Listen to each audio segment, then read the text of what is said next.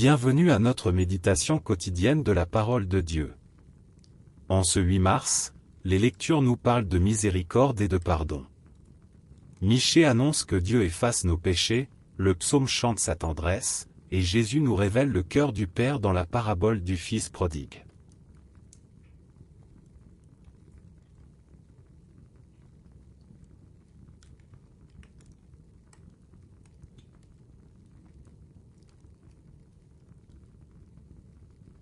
Première lecture. Lecture du livre de l'Exode. En ces jours-là, dans le désert, le peuple, manquant d'eau, souffrit de la soif. Il récrimina contre Moïse et dit, « Pourquoi nous as-tu fait monter d'Égypte? Était-ce pour nous faire mourir de soif? Avec nos fils et nos troupeaux ?» Moïse cria vers le Seigneur. « Que vais-je faire de ce peuple? Encore un peu, et ils me lapideront. » Le Seigneur dit à Moïse, « Passe devant le peuple. Emmène avec toi plusieurs des anciens d'Israël. Prends en main le bâton avec lequel tu as frappé le Nil. Et va. Moi, je serai là, devant toi. Sur le rocher du mont Horeb. Tu frapperas le rocher.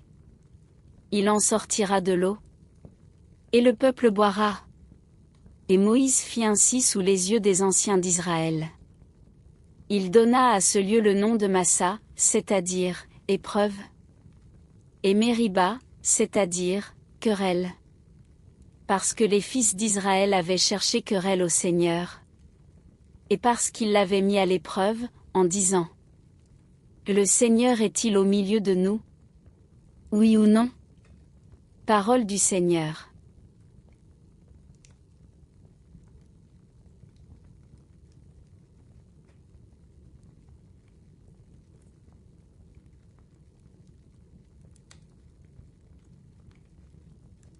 Et maintenant, nous allons faire la lecture du psaume responsorial.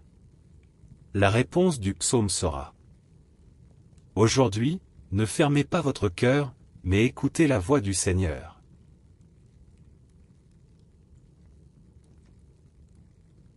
Venez, crions de joie pour le Seigneur. Acclamons notre rocher, notre salut. Allons jusqu'à lui en rendant grâce. Par nos hymnes de fête acclamons-le. Réponse: aujourd'hui, ne fermez pas votre cœur. Mais écoutez la voix du Seigneur. Entrez, inclinez-vous, prosternez-vous. Adorons le Seigneur qui nous a fait. Oui, il est notre Dieu. Nous sommes le peuple qu'il conduit. Réponse: aujourd'hui, ne fermez pas votre cœur. Mais écoutez la voix du Seigneur. Aujourd'hui écouterez-vous sa parole? Ne fermez pas votre cœur comme au désert, où vos pères m'ont tenté et provoqué. Et pourtant ils avaient vu mon exploit. Réponse: aujourd'hui, ne fermez pas votre cœur. Mais écoutez la voix du Seigneur.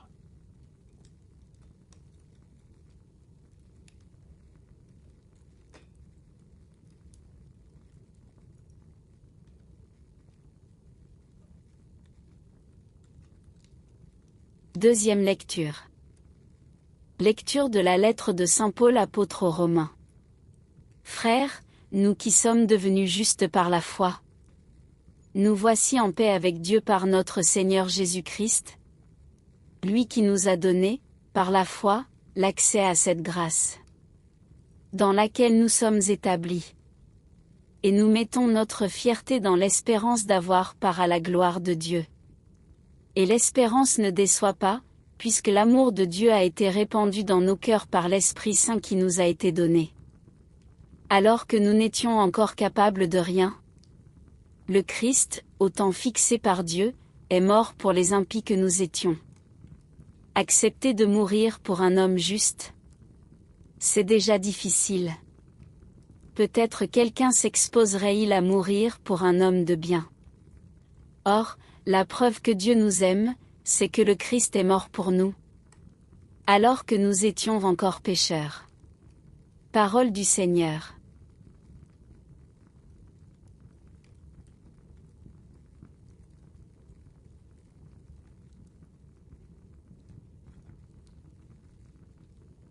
Gloire au Christ. Sagesse éternelle du Dieu vivant. Gloire à toi, Seigneur.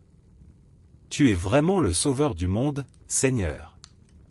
Donne-moi de l'eau vive. Que je n'ai plus soif. Gloire au Christ. Sagesse éternelle du Dieu vivant. Gloire à toi, Seigneur.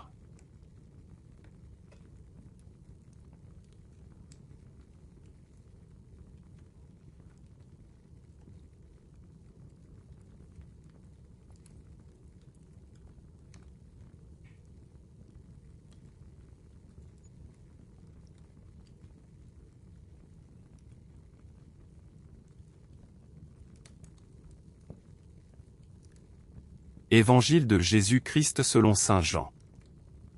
En ce temps-là, Jésus arriva à une ville de Samarie, appelée Sychar, près du terrain que Jacob avait donné à son fils Joseph. Là se trouvait le puits de Jacob. Jésus, fatigué par la route, s'était donc assis près de la source. C'était la 6e heure, environ midi. Arrive une femme de Samarie, qui venait puiser de l'eau. Jésus lui dit : « Donne-moi à boire. » En effet, ses disciples étaient partis à la ville pour acheter des provisions. La Samaritaine lui dit : « Ah, comment ? Toi, un Juif, tu me demandes à boire. À moi, une Samaritaine ? En effet, les Juifs ne fréquentent pas les Samaritains. » Jésus lui répondit : « Si tu savais le don de Dieu. Et qui est celui qui te dit : Donne-moi à boire ? C'est toi qui lui aurais demandé. Et il t'aurait donné de l'eau vive. » Elle lui dit : « Seigneur, tu n'as rien pour puiser. Et le puits est profond. D'où as-tu donc cette eau vive ? Serais-tu plus grand que notre père Jacob, qui nous a donné ce puits, et qui en a bu lui-même, avec ses fils et ses bêtes ? » Jésus lui répondit : « Et quiconque boit de cette eau aura de nouveau soif. Mais celui qui boira de l'eau que moi je lui donnerai n'aura plus jamais soif. Et l'eau que je lui donnerai deviendra en lui une source d'eau jaillissant pour la vie éternelle. » La femme lui dit : « Seigneur, donne-moi de cette eau, que je n'ai plus soif, et que je n'ai plus à venir ici pour puiser. » Jésus lui dit : « Va, appelle ton mari, et reviens. » La femme répliqua : « Je n'ai pas de mari. » Jésus reprit : « Mais tu as raison de dire que tu n'as pas de mari. Des maris, tu en as eu 5. Et celui que tu as maintenant n'est pas ton mari. Là, tu dis vrai. » La femme lui dit : « Seigneur, je vois que tu es un prophète. Eh bien, nos pères ont adoré sur la montagne qui est là. Et vous, les Juifs, vous dites que le lieu où il faut adorer est à Jérusalem. » Jésus lui dit : « Femme, crois-moi. L'heure vient où vous n'irez plus ni sur cette montagne ni à Jérusalem pour adorer le Père. Vous, vous adorez ce que vous ne connaissez pas. Nous, nous adorons ce que nous connaissons. Car le salut vient des Juifs. Mais l'heure vient, et c'est maintenant, où les vrais adorateurs adoreront le Père en esprit et vérité. Tels sont les adorateurs que recherche le Père. Dieu est esprit. Et ceux qui l'adorent, c'est en esprit et vérité qu'ils doivent l'adorer. » La femme lui dit : « Je sais qu'il vient, le Messie, celui qu'on appelle Christ. Quand il viendra, c'est lui qui nous fera connaître toutes choses. » Jésus lui dit : « Je le suis, moi qui te parle. » À ce moment-là, ses disciples arrivèrent. Ils étaient surpris de le voir parler avec une femme. Pourtant, aucun ne lui dit : « Que cherches-tu ? » Ou bien : « Pourquoi parles-tu avec elle ? » La femme, laissant là sa cruche, revint à la ville et dit aux gens : « Venez voir un homme qui m'a dit tout ce que j'ai fait. Ne serait-il pas le Christ? Ils sortirent de la ville. Et ils se dirigeaient vers lui. Entre-temps, les disciples l'appelaient. Rabbi, viens manger. Mais il répondit. Pour moi, j'ai de quoi manger. C'est une nourriture que vous ne connaissez pas. Les disciples se disaient entre eux. Et quelqu'un lui aurait-il apporté à manger? Jésus leur dit.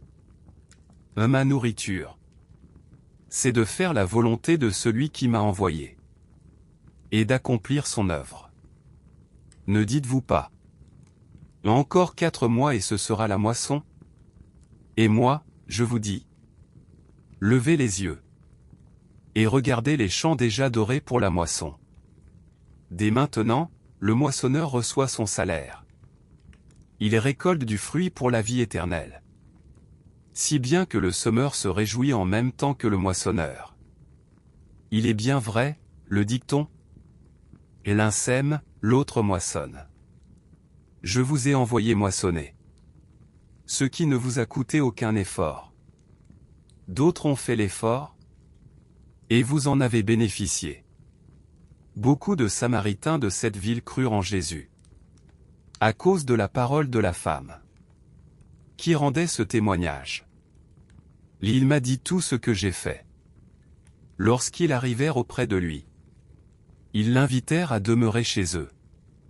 Il y demeura 2 jours. Ils furent encore beaucoup plus nombreux à croire. À cause de sa parole à lui. Et il disait à la femme. Ce n'est plus à cause de ce que tu nous as dit. Que nous croyons. Nous-mêmes, nous l'avons entendu. Et nous savons que c'est vraiment lui. Le Sauveur du monde. Acclamons la parole de Dieu.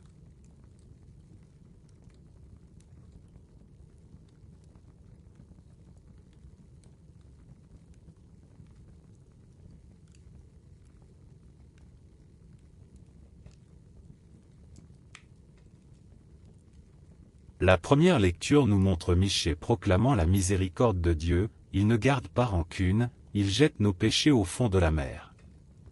C'est une image puissante de l'amour divin qui efface nos fautes. Le psaume chante cette même vérité, le Seigneur est tendresse et pitié.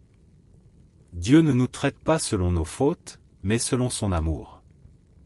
Il guérit, il sauve, il éloigne nos péchés. Dans l'Évangile, Jésus raconte la parabole du fils prodigue. Le fils cadet quitte son père, dilapide ses biens, mais revient repentant. Le père l'accueille avec compassion, le couvre de baisers, et fait la fête pour son retour. Le fils aîné, lui, peine à comprendre cette miséricorde. Mais le père rappelle que la joie est dans le retour du frère perdu. Aujourd'hui, la parole nous invite à revenir à Dieu avec confiance. Peu importe nos fautes, le Père nous attend avec tendresse et miséricorde.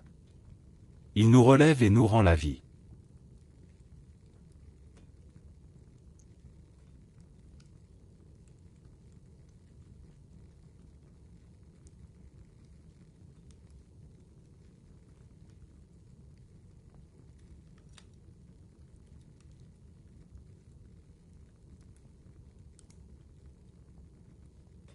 Seigneur, tu es tendresse et pitié. Tu jettes nos péchés au fond de la mer. Et tu nous accueilles avec amour. Aide-nous à revenir vers toi avec confiance. À reconnaître nos fautes. Et à accueillir nos frères avec miséricorde. Fais de nous des témoins de ton pardon. Et des artisans de réconciliation. Amen.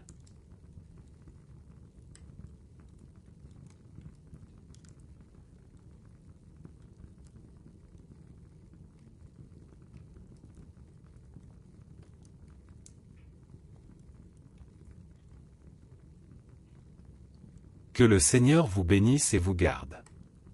Qu'il fasse briller sur vous son visage et vous donne la paix. Au nom du Père, du Fils et du Saint-Esprit. Amen. Merci d'avoir prié avec nous aujourd'hui. Abonnez-vous à cette chaîne pour continuer à marcher chaque jour avec la parole de Dieu.